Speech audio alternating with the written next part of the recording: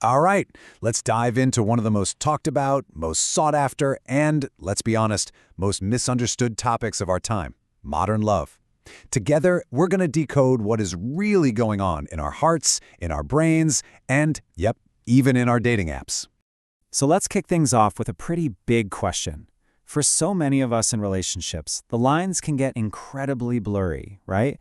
This feeling of kind of losing yourself in another person, well, it isn't just poetic. It's a real psychological thing we're going to unpack. You know, from movies to music, we just soak up this idea that love is passive. It's a lightning bolt. It's a fairy tale. It's something that just happens to us if we get lucky. We're supposed to just stumble upon the one and, boom, happily ever after. But what if that's not the whole story? This quote from the psychoanalyst Erich Fromm just flips that whole fairy tale idea on its head. It suggests that love isn't something we find, but something we actually build and practice, like learning to play the guitar or paint. It takes skill. So, okay, let's start with the basics.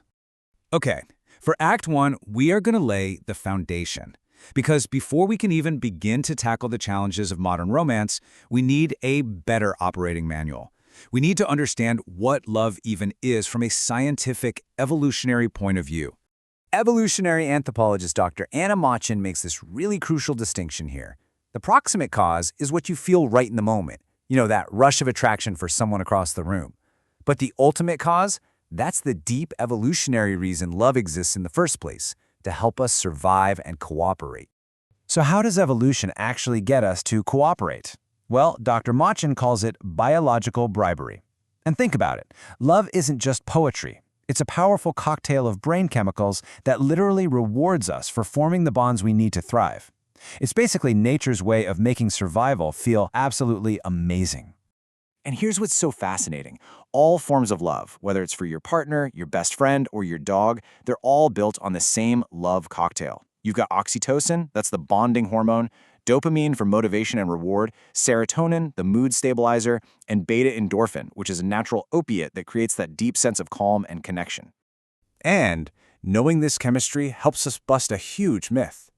That initial bolt of lightning, that's mostly dopamine and other fast-acting chemicals. It's attraction.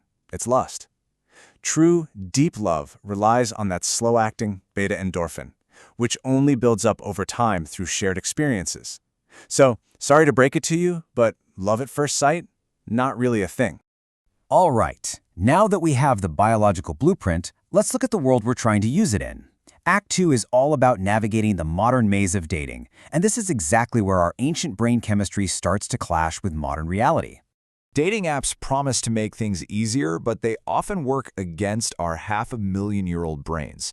First, they starve your senses. A static photo gives your brain almost none of the crucial data it evolved to get from body language, from scent, from tone of voice. This leads to step 2. Without that real-world interaction, your brain doesn't release that oxytocin and dopamine cocktail that gives you in-person confidence. And finally, the endless options create a paradox of choice, where our brains just get so overwhelmed they can't decide, leading to that endless, dissatisfying swiping. And here is the fundamental mismatch. Because apps are almost entirely visual, they force our brains to prioritize what they're wired to look for in the short term, looks, as a quick indicator of good genes. But for a long-term partner, what do we actually value most? Take a look at that second column. Kindness, humor, shared values. The apps bias us towards short-term thinking, even when we're searching for the exact opposite. But, we can't blame it all on the apps. The technology is really just tapping into a much deeper cultural shift in how we approach relationships in the first place. This brings us right back to Erich Fromm's argument from decades ago. He warned that in a consumer culture, we start to treat love like a market. We assess our own exchange value, and we go looking for the best object available. Suddenly, relationships become less about connection and more about a transaction. So, we have our ancient biology and we have the modern external maze. But there's a third crucial piece, our internal map. Act 3 is all about the psychological blueprint that we carry inside us, the one that quietly shapes how we love. Remember that very first question, where do I end and you begin? Well, this is the clinical term for that feeling, enmeshment. It's a kind of closeness where the boundaries are so weak that two people's identities just sort of merge, which can really stifle individual growth. And the signs are pretty clear. A lack of personal identity, feeling way too responsible for your partner's emotions, a total inability to say no, and avoiding conflict at all costs because it feels like a threat to the entire relationship. This internal map is often formed in our earliest relationships, creating what psychologists call attachment styles. They act like blueprints for how we relate to people as adults. So, if a caregiver was inconsistent, you might develop an anxious style, constantly fearing abandonment. If a caregiver was distant, maybe a dismissing avoidance style emerges, fearing true intimacy. And for some, a fearful avoidance style creates this painful push-pull, wanting connection but being terrified of it at the same time. But here is the critical, hopeful takeaway from all of this. This is not a life sentence. Our brains are plastic.